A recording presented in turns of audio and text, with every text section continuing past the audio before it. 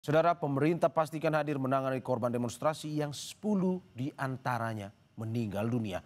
Apa yang sudah dilakukan dan bagaimana memastikan pengusutan kasus ini transparan? Kita ulas bersama Ketua Komnas HAM Anies Hidayah. Selamat pagi Mbak Anies. Selamat pagi. Selain itu juga ada anggota Kompolnas Yusuf Warsim. Selamat pagi Mas Yusuf. Selamat pagi. Dan juga Ketua Umum Yayasan Lembaga Bantuan Hukum Indonesia Muhammad Isnur. Selamat pagi Mas Isnur. Selamat pagi Mas Mario, Pak Yusuf, Mbak Anies. Selamat pagi. Bapak Ibu, terima kasih sudah bergabung di Dialog Sapa Indonesia Pagi pada hari ini. Saya ke Mbak Anies terlebih dahulu. Mbak Anies, kemarin Komnas HAM akhirnya menggelar konferensi pers terkait dengan kejadian yang terjadi beberapa hari ini terkait dengan demonstrasi tersebut.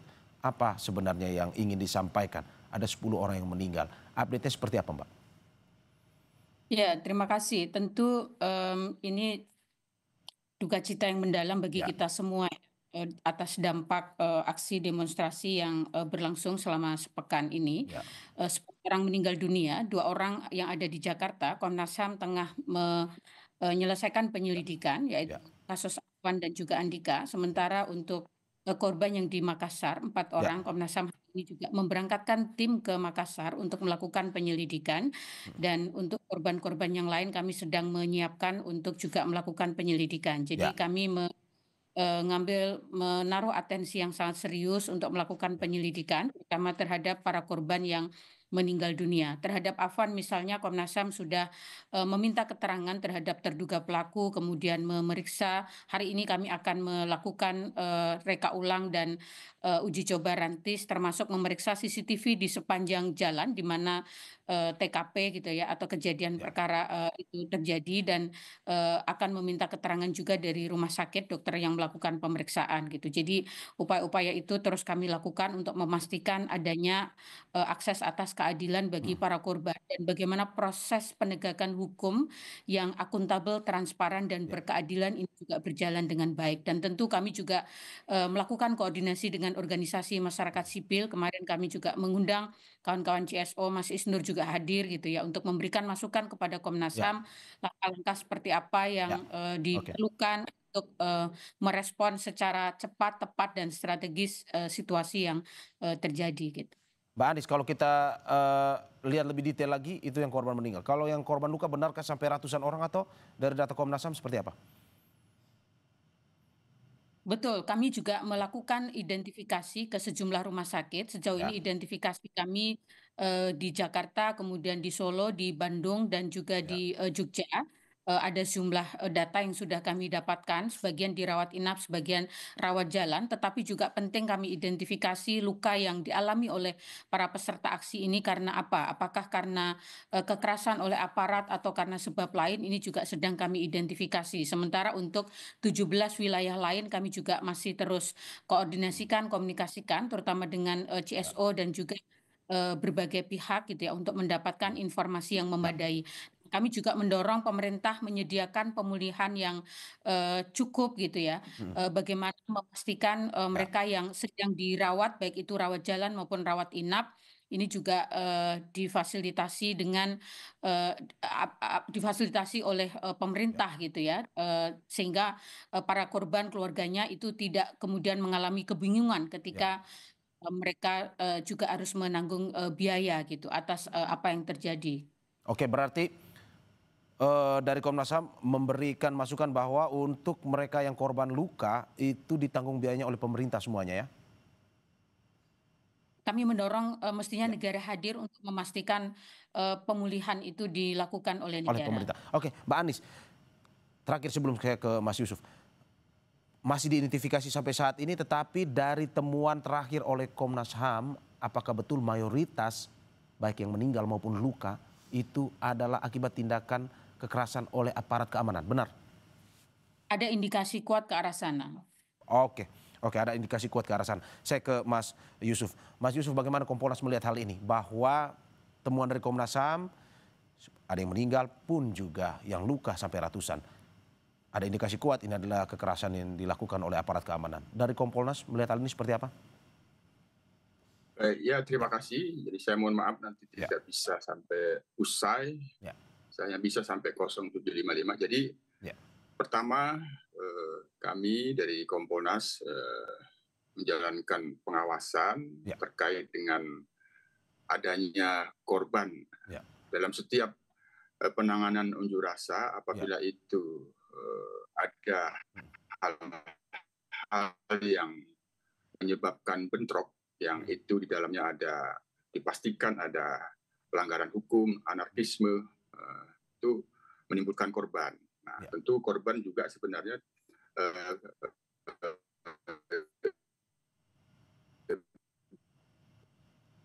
Oke. Pak Yusuf, Anda bisa mendengar suara saya, Pak Yusuf? Menjalankan tugas unjuk rasa atau demonstrasi.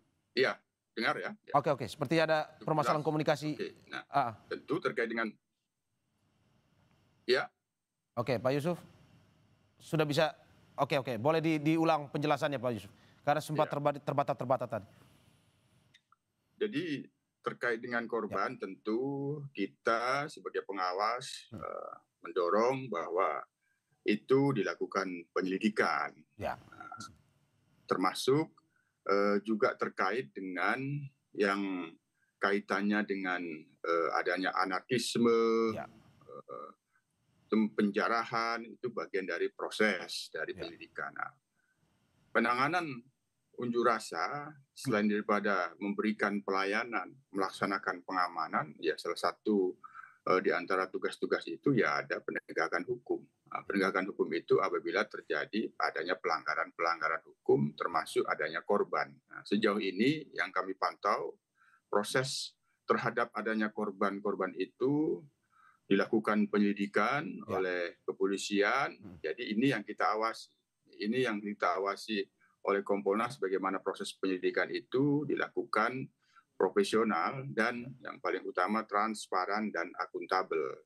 Nah, siapapun yang kaitannya dengan korban ya kita memastikan mereka mendapatkan keadilan. Itu Mas Yusuf, tetapi kalau dari sampai saat ini dari identifikasi yang mungkin juga dilakukan oleh Kompolnas, apakah memang ada temuan indikasi seperti yang disampaikan oleh Komnas HAM tadi atau bagaimana? Bahwa mungkin saja ada aparat kekerasan yang dilakukan oleh aparat sehingga menyebabkan ratusan orang luka dan juga ada 10 yang meninggal ini. Ya, proses penyelidikannya kan komprehensif. Tidak berdiri sendiri. Kompolnas sendiri di dalam mengawasi proses ini tentu melakukan pengawasan secara komprehensif, melihat tahapan-tahapan. Nah, bentrok itu tidak dipungkiri ketika dilakukan pendekatannya itu sudah masuk pendekatan penggunaan kekuatan. Nah, mengapa dilakukan penggunaan kekuatan? Tentu ada tahapan-tahapannya. Itu biasanya kalau sudah masuk ke situasi zona merah, di dalamnya ada pelanggaran hukum, ada anarkisme. Nah, hanya persoalannya, apakah tahapan yang dimaksud merah itu, misal seperti di Jakarta, di Jawa Tengah, di Makassar, ataupun di DIY, itu sudah masuk kategori yang dimaksud di dalam tahapan zona merah, sehingga diturunkanlah PHH, pasukan huru hara, yang itu biasanya dilakukan oleh Brimob. Nah, apakah itu sudah masuk ke situ? Nah, itu tentu bagian dari hal yang kami pantau dan kami evaluasi. Kemudian ketika terjadi adanya pelanggaran, pelanggaran itu kan tidak satu pihak, tapi semua pihak-pihak yang melakukan pelanggaran itu harus diproses. Nah, sesuai dengan arahan Presiden khusus terkait dengan penjarahan dan anarkisme juga itu diarahkan tindakan tegas. Tentu tindakan tegas yang dimaksud ini terkait dengan negara hukum. Proses hukum dilaksanakan, adanya korban diberikan pemulihan, dan bagaimana terjadinya korban itu ya dilakukan proses penyelidikan. Itu yang menjadi perhatian kami sebagai pengawas, memastikan bagaimana proses penanganan itu bisa menimbulkan korban, dan korban itu dipulihkan, dan itu dilakukan penyelidikan hingga tuntas, transparan, dan akuntabel. Itu yang kami lakukan. Mas Yusuf, apakah memang selama demonstrasi yang berlangsung ini dari pihak Kompolnas juga memberikan masukan-masukan? Karena kan setiap hari juga muncul berita, misalkan ada korban jatuh di sini ataupun juga ada kejadian seperti ini. Apakah juga dari Kompolnas juga memberikan evaluasi ataupun masukan setiap harinya ketika dalam menangani demonstrasi tersebut untuk melakukan sesuai dengan aturan yang berlaku? Ya, untuk saat ini dan ke Ya. depan tentu kita tetap mendorong Ya. Polri tidak ragu-ragu di dalam menjalankan tugas kepolisiannya, menjaga keamanan dan ketertiban masyarakat, pulihkan menjadi kondusif. Yang kedua, melakukan perlindungan, pengayoman, dan pelayanan masyarakat, baru yang ketiga penegakan hukum. Itu tetap dilaksanakan. Ya. Yang kedua, Ya. tentu dampak daripada terjadinya bentrok yang menimbulkan korban, adanya juga anarkisme dan penjarahan, yaitu tetap diproses. Nah, itu yang kita pastikan tidak menimbulkan sangka-wasangka seolah-olah itu nanti ada perlindungan kepada katakanlah oknum yang melakukan pelanggaran. Jadi itu tetap diproses. Begitu juga dari pihak masyarakat yang itu memang ada bukti-bukti melakukan pelanggaran, itu diproses. Nah, ditangkap, tentu penangkapannya harus. Oke, saya ke Mas Isnur. Oke, Pak Yusuf. Memang ini. Oke, Pak Yusuf, saya ke Mas Isnur. Mas Isnur, bagaimana Anda melihat ini evaluasi dari YLBHI sendiri terkait dengan ini demonstrasi yang berlangsung beberapa hari ini? Apakah mungkin juga YLBHI menerima laporan-laporan terkait dengan kekerasan yang dilakukan oleh aparat atau seperti apa sebenarnya?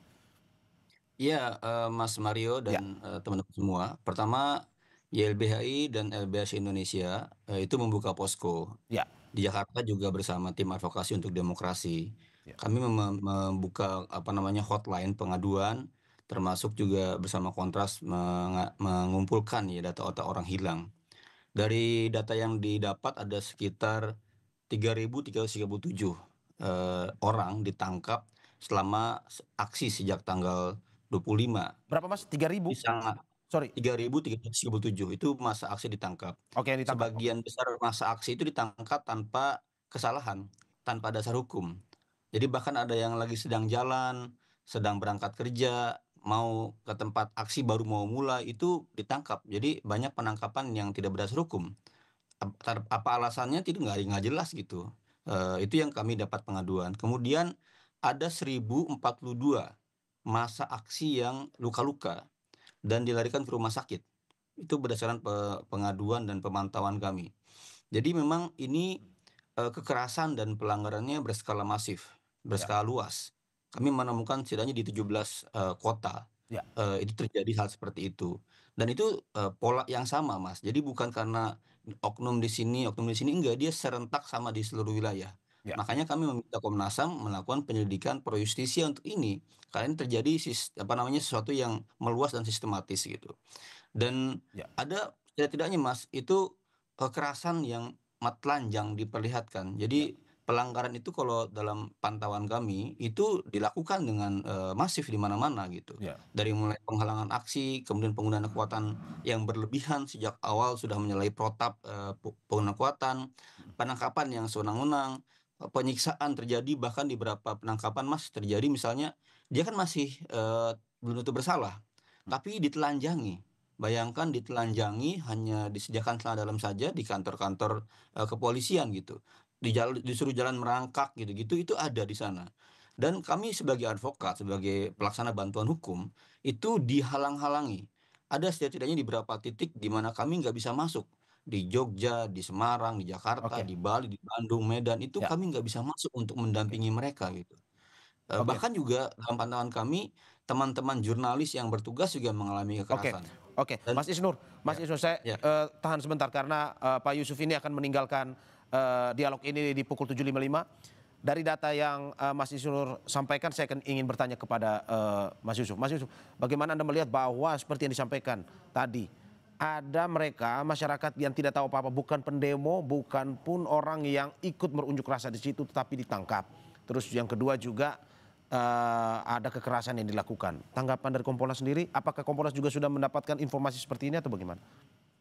Ya, itu ada keluhan-keluhan seperti itu, yang itu sudah kita catat, termasuk apa yang disampaikan oleh Mas Isnur tadi ada, di beberapa wilayah memang ada, dan itu kami lakukan pemantauan, meminta klarifikasi, dan memang ini terkait dengan proses hukum untuk memastikan apakah yang dilakukan apakah yang dilakukan yang masih dalam adanya kegiatan unjuk rasa itu terkait dengan pengerusakan, anarkisme dan penjarahan. Nah, kami sudah cek, sudah banyak yang dibebaskan, hitungan dalam 1 kali 24 jam, yang itu tidak, katakanlah misal dari 300 yang diamankan 1 kali 24 jam setelah diperiksa semuanya bersih, sisa 60 itu ada gitu. Jadi tentu inilah yang menjadi bagian dari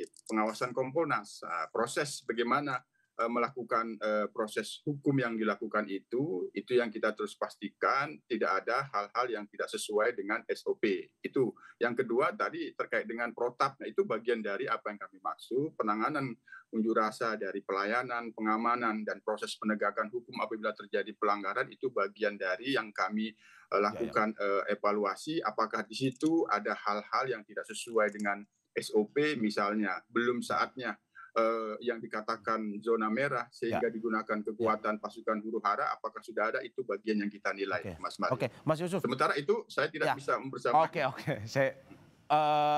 Saya sebelum saya melanjutkan, ya kita terima kasih kepada anggota Kompolnas Yusuf Warsim yang sudah bergabung bersama kita di Dialog Sapa Indonesia Pagi pada hari ini. Untuk Mbak Anies dan juga Mas Isnur kita tahan sebentar karena akan kita lanjut di segmen berikut. Saudara jangan kemana-mana, saksikan sejeda berikut. Terima kasih Pak Yusuf.